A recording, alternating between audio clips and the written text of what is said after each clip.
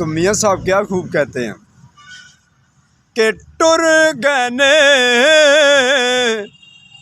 दिलदार दिलां दे वतनू चुक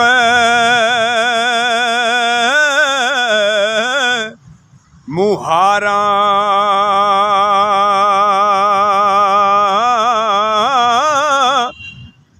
उजड़ी बस्ती नजरिया वे जद कंड की यारां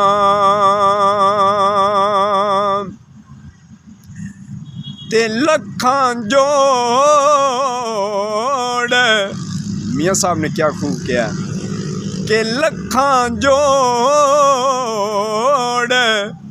संगत दे डिठे ते आखिर विथाने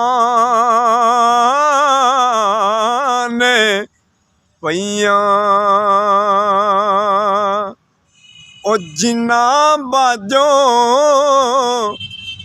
एक पल नहीं सी लंघदा अज शक्लां याद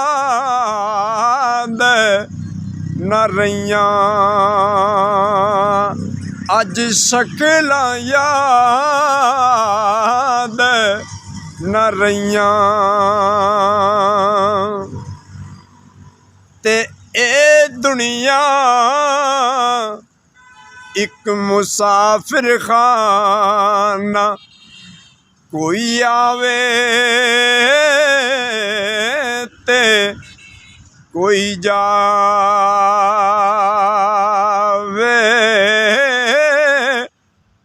की मजाल